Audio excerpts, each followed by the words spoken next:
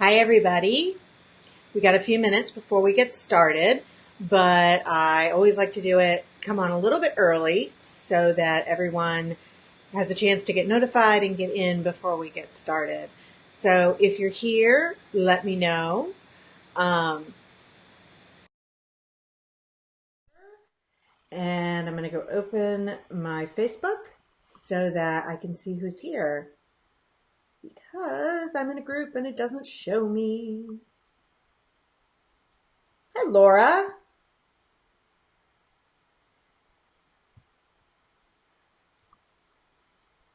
Well, it sort of has reverted back to its regular rain pattern here, which makes me very happy because it's been really quite crazy. Hi, Jill. I'm glad you're here. I'm going to move you over to the side. My comments aren't getting me anywhere, so I'll close that. I always like to start a little bit early and let everybody get in before we get started. Um, I had asked at the beginning, I don't know, sometime in the group, hi, Rosalind, about questions for visual supports. And one of them was one that I realized I'd never really written a whole lot about, which was, is it better to have photos or symbols or words? What should we use as our visual support? So that's what I'm going to talk about tonight. Tachia? And I knew you were here. You must not have heard me, Laura. I did say hello. We got a couple more minutes before we get started, but what are you guys up to today?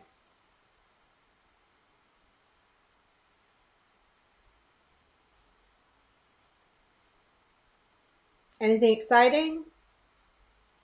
Who's out of school?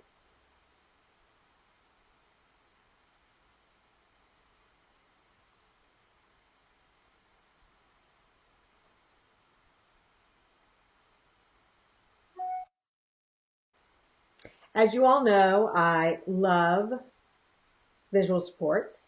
We got about 2.5 minutes. If you are watching on the replay and you haven't figured it out, go ahead and advance to where the counter is 0. And that's when we're actually going to get started. Jill is laminating, gardening, and cooking. 2 more weeks. Wow. Daisha has 10 more days left. I'm not sure if I'm pronouncing your name right, in which case I'm sorry if I'm screwing it up. Rosalind's out. I know Laura's out. Laura's working on her digital morning meeting. Awesome. And your teach training starts tomorrow. Oh, that's cool. That'll be fun.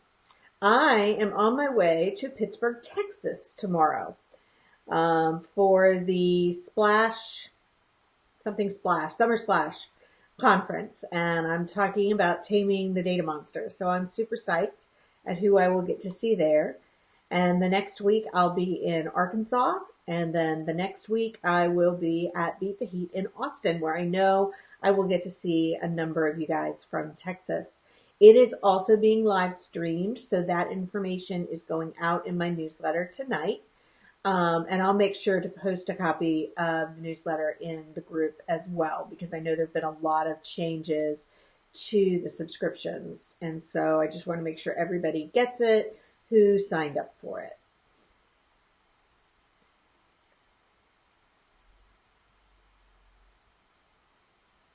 Awesome. I know I'll see Rosalind and I'll see Laura. If you're not from Texas, they are live streaming it. I don't know, Laura. I'm really struggling. We've been having this conversation, for anyone who doesn't know, in the academy about what to wear to beat the heat. And I said that I was actually considering, for the first time ever, doing a training in jeans and a t-shirt, because I now have t-shirts that say Data Monster Tamer. And so I am thinking about wearing that, but I don't know if I can bring myself to do it. So I have to see. Um, I really want to. I'm just so programmed to dress professionally when I do training. And for Beat the Heat, they're live streaming it, so there will be a lot of people who don't know me. My printer has decided to chime in for a moment. Hopefully it'll calm itself down. That's what that noise is in the background. All right, we're about ready to get started.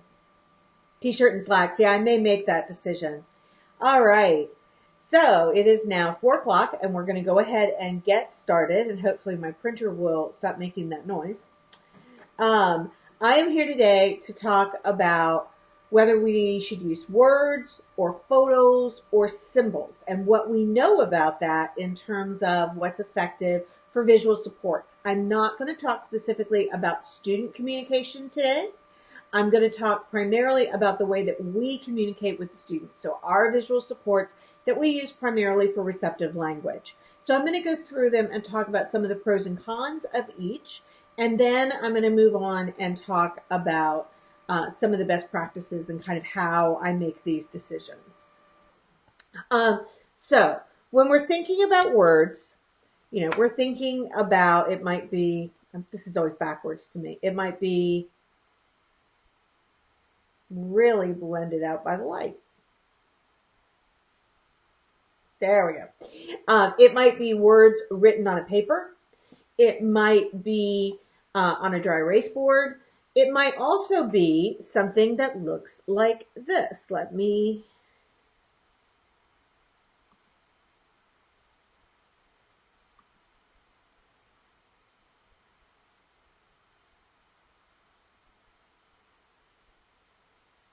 show you this one. So this one is a written schedule, but the students still manipulate it. This actually comes from my schedule kit where I included a written one. The plain one actually comes from my inclusion kit. And for students who can read, they are really useful. For students who can read, but maybe they're not really at the checking it off stage.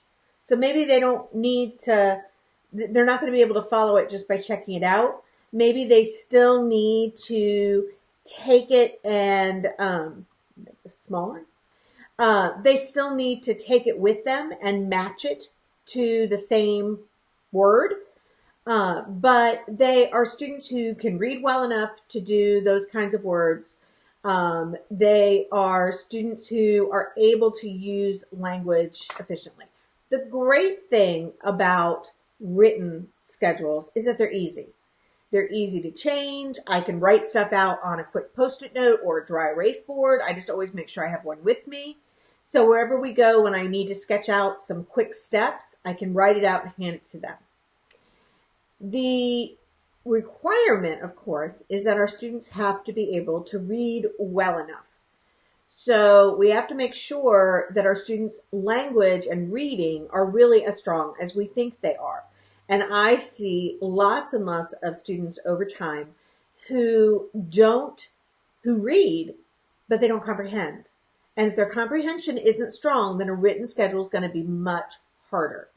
So you want to make sure that their reading is strong and that their comprehension is strong and that your schedule is written at the level that they're able to do both those skills. Now, the drawbacks of words, they are by far the most convenient. You don't have to go look for a picture. You don't have to figure out what picture is going to match up to this activity. It makes it much easier. The drawbacks are that it takes everybody a longer time to process reading words than it does a picture. If a picture is iconic, and I'll talk about that in a minute, if a picture really represents what it is that we want the person to do, it's going to be much easier to know in my really bad light. Let me see if I can get this a little bit better. Well, now I've knocked the light over, so we're stuck with this light.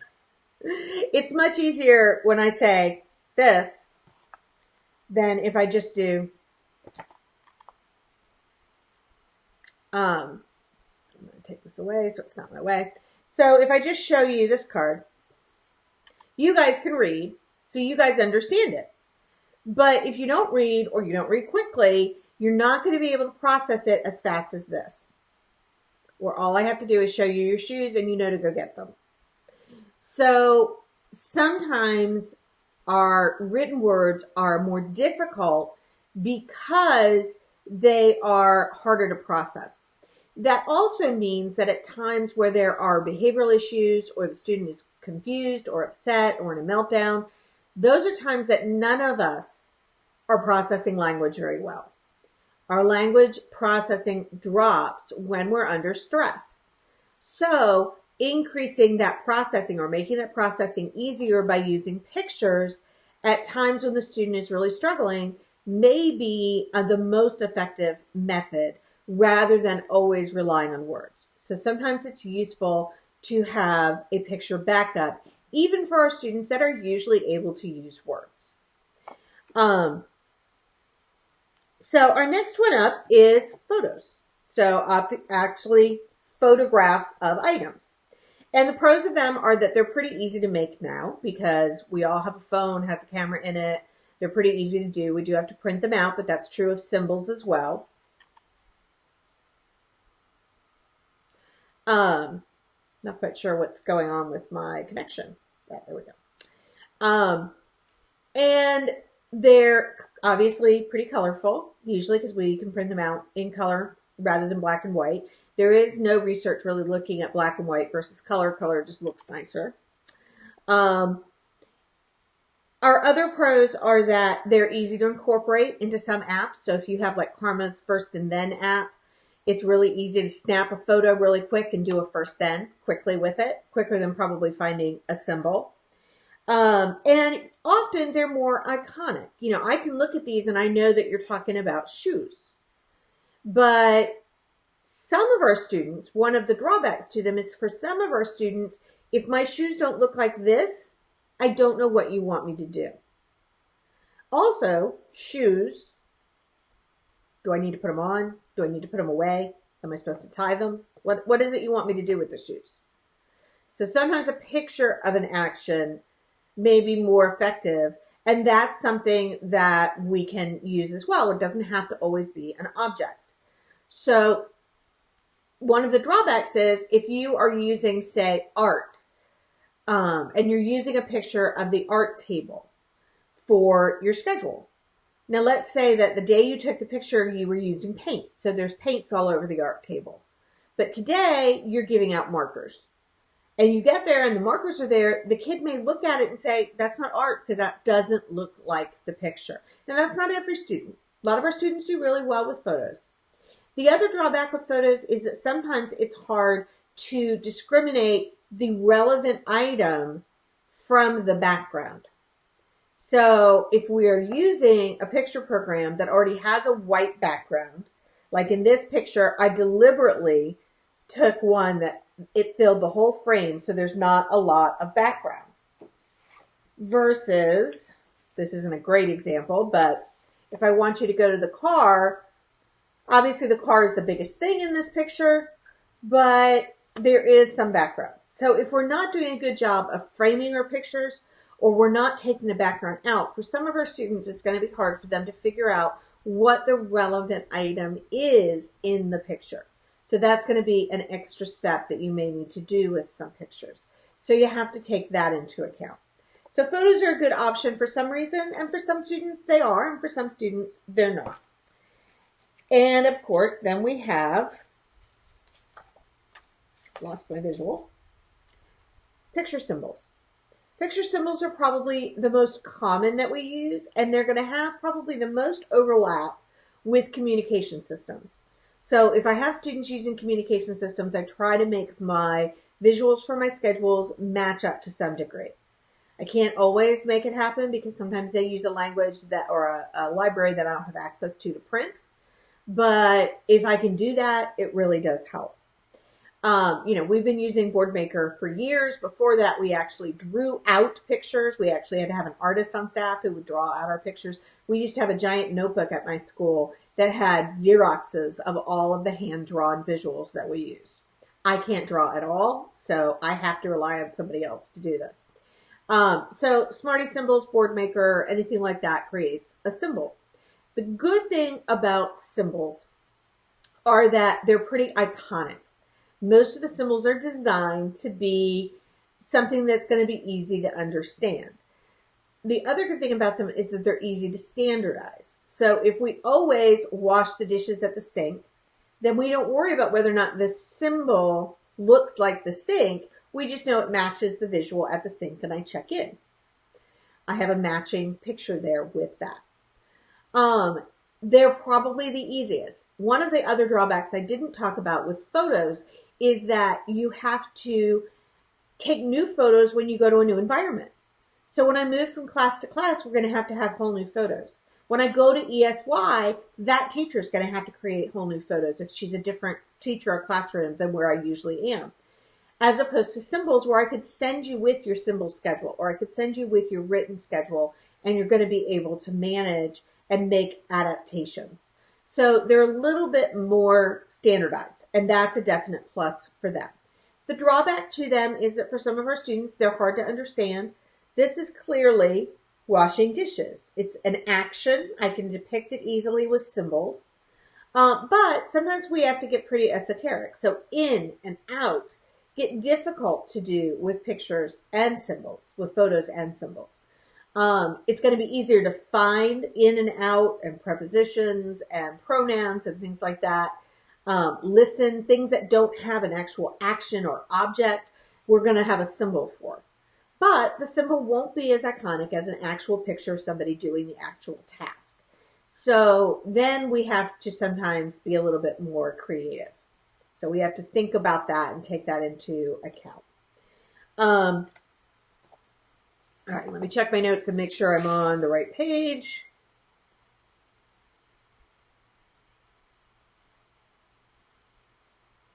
Symbols are also easy to process, just like photos are.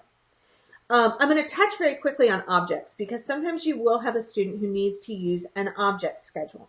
And an object schedule, I have a post about it if anyone is interested that talks about how you make decisions about what kinds of objects, because you might need an object for a student who's visually impaired, which would be different than an object for a student with communication difficulties. One would be what I feel when I get there, and one would be what represents the place that I'm going.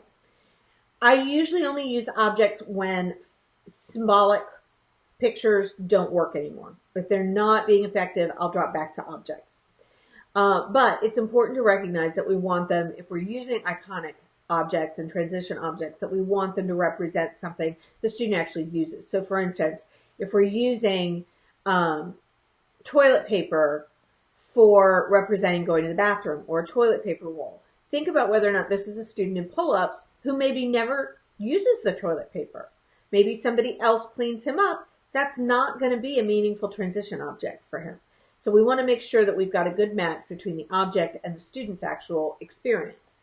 So objects are hard. You have to find them. You have to figure out what's going to work for them. You have to make them into something that everyone's going to understand and that are durable. So there's a lot of things that go along with that. And if it's something people are interested in, I'll certainly come back and talk about it more.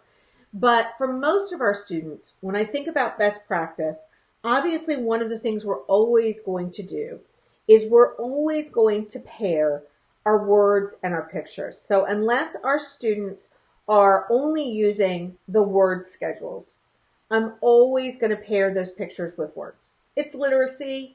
It's what we want the student to do. So I'm always going to make sure that. Here's the other reason for doing that though.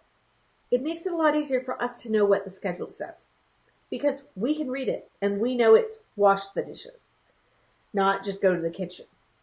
So it helps the adults to stay on task. And we have to remember that our visual supports help our students, but they also help our adults. And when you put a visual schedule in place, you suddenly see the adults being where they need to be because they're following the students' visual schedules. So we're always going to pair our symbols or our photos with words. In addition, so overall, if I don't know what a student's skills are, so that he's brand new to me and he just walked in the door, I am going to start with a symbol schedule because I want to start kind of at my middle of the road. I don't want to have to go and find a bunch of objects if he doesn't need them. So I'd like to skip that step if I can. And he may not be able to read. Now, if he comes to me and people say he can read, I may do a written schedule and then see if he can do it. But if I don't know anything about his reading level or anything about his independence at using visual supports, I'm going to use a symbol schedule because it's the easiest to make. It's easy to switch out. It's easy to grab an extra one if you need it. It's always got the words on it. and I start there. If I find that over a few weeks the student is not being successful, I might make a simpler schedule. I might change the form of the schedule. So I might go to a first then instead of a full day schedule.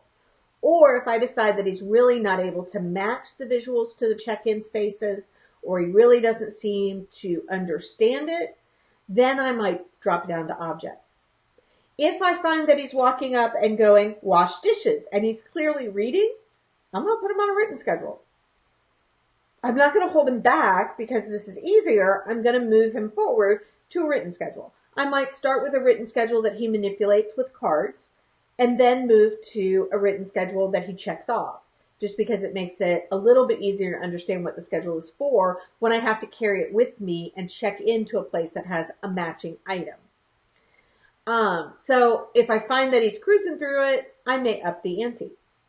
If I've given him a written schedule and I find that he's not where he needs to be and he's not using it independently, I'm going to add small pictures to his written schedule.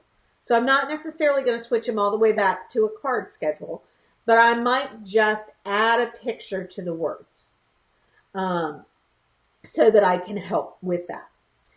And so those are kind of how I make those decisions, but I give them a few weeks to get used to the routine, to understand how it works, and to get a sense of what they're doing before I start making those decisions. Okay, Pam, oh, I can't move it over. Pam is asking, should it be a vertical or a horizontal schedule? Developmentally, a vertical schedule, and I'll actually show you an example, like this, these are actually two schedules, is a developmentally earlier skill than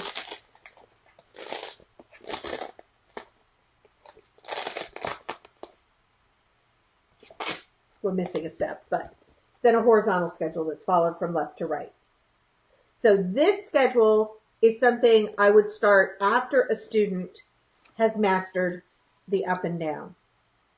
Because for a lot of our students, this is a developmentally much younger skill. So in preschool, this is what I used to do. For our higher tier kids who were working on more independence, I started using horizontal. Horizontal, I also find sometimes it's harder for the adults to follow.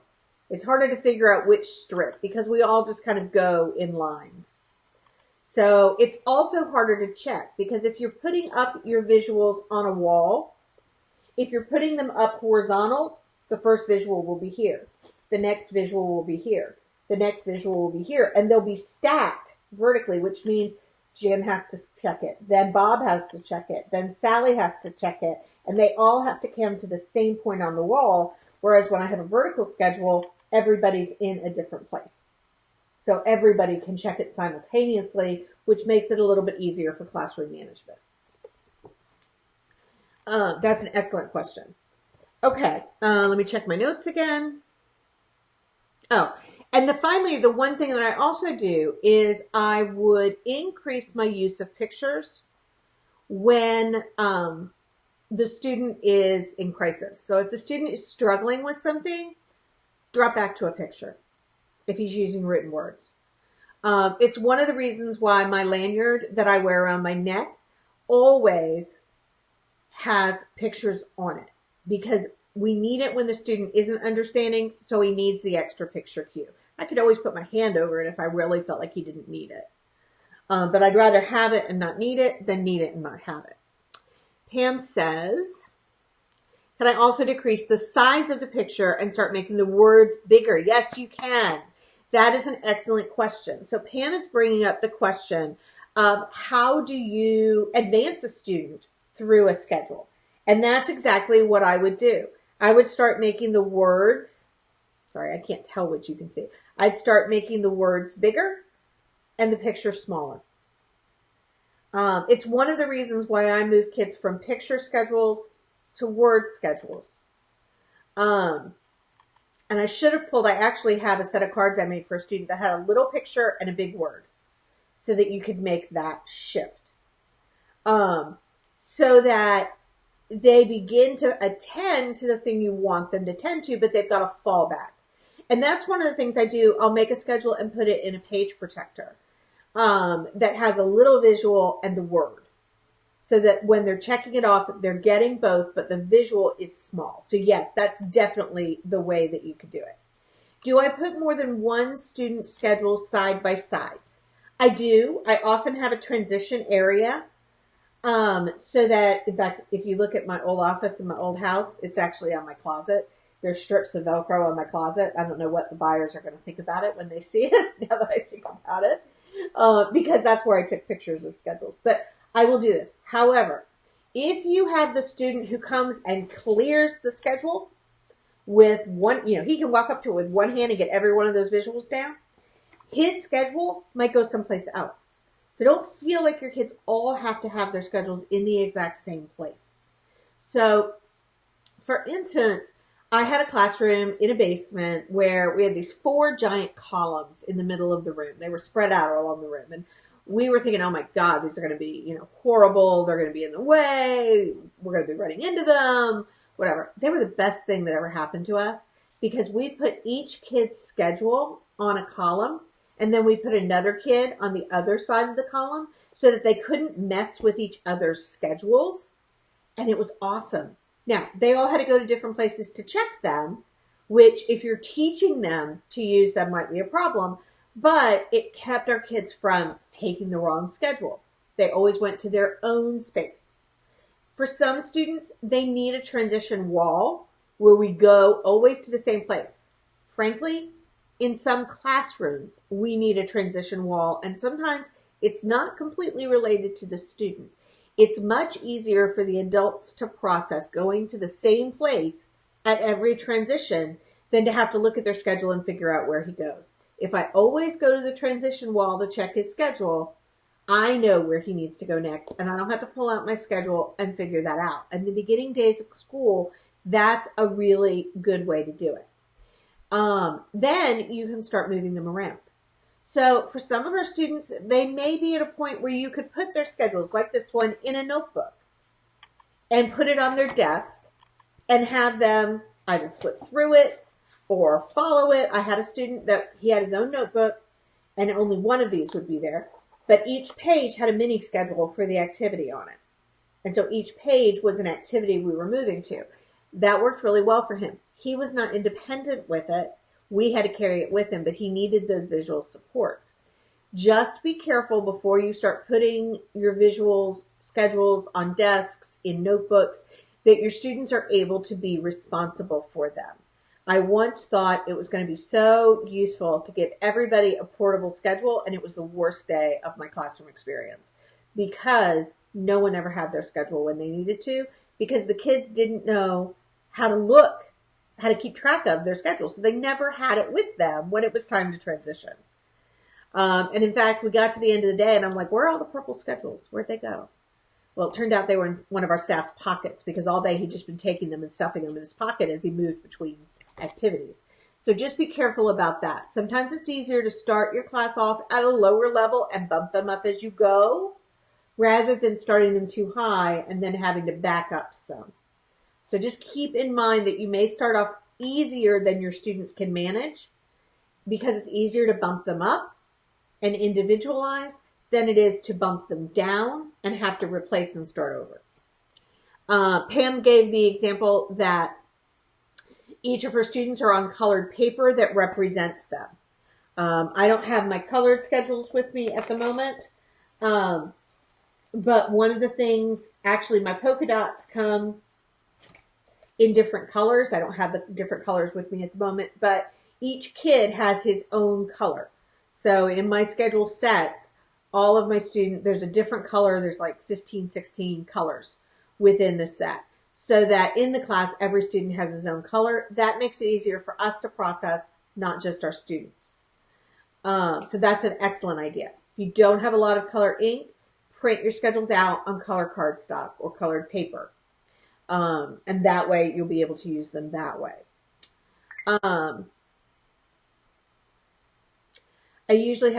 Donna says, I usually have each student schedule on their desk or close by their workstation, and then you have a group schedule.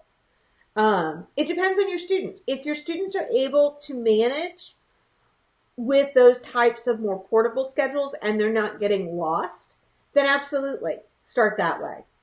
But one of the things that I see, and I see it with a lot of TPT sellers, I see it with a lot of people buying things from TPT sellers, they're buying all portable schedules and they're constantly not having schedules when they need them because the kids aren't independent. Better to put the schedules on the wall and have the students learn to check them there, even if they're in different places so that they don't clear them or get confused with them, than to try to have portable schedules and constantly not have the schedule that you need. So if your students are able to handle that level of independence, that's fine. But try to make your schedules easy to use because you don't want your schedules to be the thing that you end up teaching all year long. You want your schedules to facilitate your teaching for everything else. So that's really key. Make your schedules easier than you think the students need so that they can then attend to what they're doing during the day. And all the schedules are going to look different. You may have different kinds of schedules in your class. One kid may have a written schedule. One kid may have an object schedule. One kid may have a photo schedule. One kid may have it at his desk. One kid may have a first then, and one kid, 5 kids may be on the wall. It just depends on your students. I start everybody on the wall in vertical schedules if I don't know what they had before. If you're in the academy, go to our quick wins, and there is a transition form that I have used in the past. And one of the things that asks last year's teacher is what kind of schedule do they use? And I use that to pass on to the ESY, to pass on to the next teacher, specifically so that the next teacher knows what kind of schedule to use so we can be on the same wavelength. But if your students come to you and you don't know what kind, start simple and then make it more complex. It's a whole lot easier. Denise says, one of my students kept changing the pictures to be the classes that he wanted. Here's the good part. That means he gets it. That's awesome. It's a pain in the neck. Yes, you can make a permanent one with flaps that close so that he can't move them around. It just makes it harder for you to move it around because that's the other key thing about schedules. Always make sure your schedule is accurate, and if something changes, put it in your zoning plan that somebody needs to go back and switch out the visuals. So Art ran long, so we skipped our second group meeting of the day. Have it in your zoning plan that you can say, okay, Sarah, and Sarah, your aide, needs to go to the wall and take all those second group visuals off so that everybody is on the right thing for the next activity. So just keep in mind that when you use pre-printed schedules of any kind, you're not going to be able to change them as easily. If you just need to mark it out, you can do it with a dry erase pen if the student will accept that. I used to have a student that wouldn't let me write on her schedule, so that was a problem. And yes, Donna says having all the schedules on the wall also gives them a body break. So they get up and they have a break to move around, which I really like. I also highly advocate for the students going to get the schedule and take it to a matching check-in station so that they begin, even if they don't have a real understanding that this picture means dry the dishes, when they check into the drying station, they're going to know that it matches. So I use that matching skill as a way to help them know where they need to be.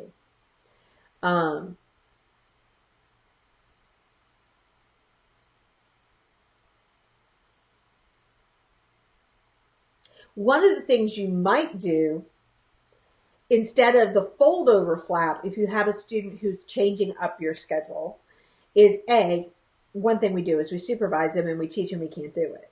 We just go and set it back and go, whoops, sorry, we missed it.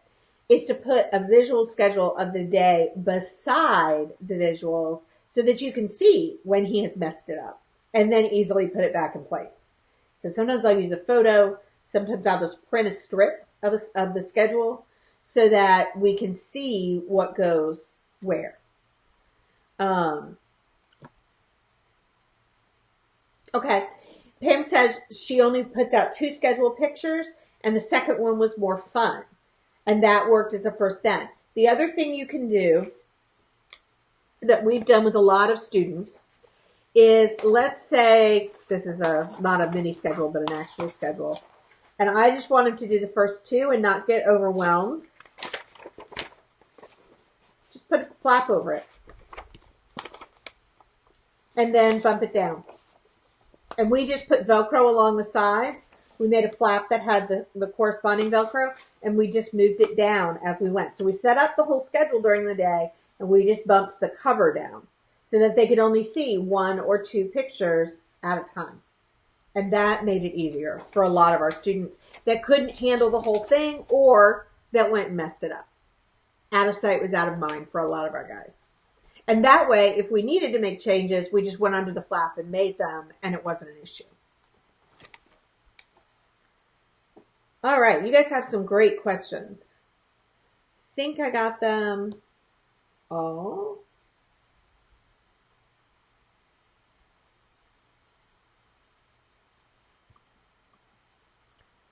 Any questions that I've missed? Now I've lost my comments.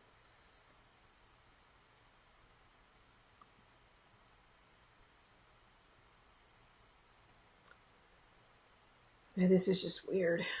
There.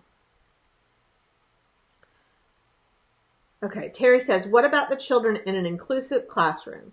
Should they make their schedule match the classroom schedule even though they do other things like OT, speech, or breaks? Yes. I would say, well, I wouldn't say it matches the other kid's schedule. The point of an individual schedule, for instance, I have a calendar that I keep that is my daily appointments. I don't make my daily appointments the same as your daily appointments because we work in the same classroom, because they aren't the same. I make my daily appointments based on what my day looks like. So if you have a student who is included in the classroom, it should include the activities he does in that classroom as well as anything that interrupts that. So it really should reflect what his day looks like. And that's okay because it's his schedule. So I wouldn't just say it has to be a class schedule. I would say the class needs a schedule, and we use the class schedule because ultimately that's what I'd like to transition him to. But to provide his support, I would make sure his schedule matches his needs for the day. Denise says he wants PE every day. Now I also show a calendar and have him glue a picture of the special we have each day. That's awesome. So that he can see when PE is going to come. That's a great solution, and I love using calendars that way. That's how I use calendars, just to see when something is that I need, and that's how we want to teach our students to use them as well.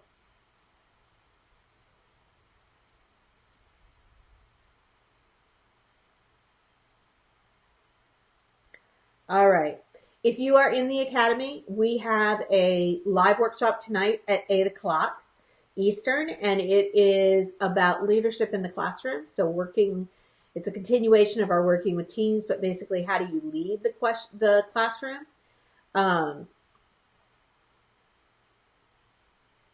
Sorry, I have to refresh because my questions are showing up as pop-ups, but oh, she sent it. Wendy, are you here in the live? I just got a text from her. I don't really want you to be able to hear that. All right. All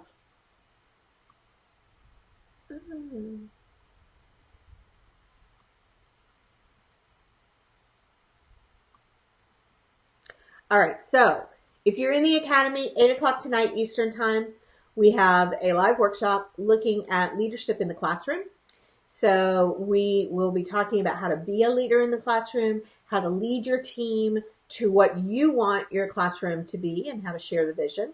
And we'll be focusing on that. If you can't make it tonight, it obviously will be recorded and it will be available in the academy for anyone who comes after. All right, you guys have been awesome. Thanks for showing up on Sunday afternoon. I've taken up enough of your time. Go enjoy the rest of your day, and I will hopefully see you again next weekend. Bye, everybody.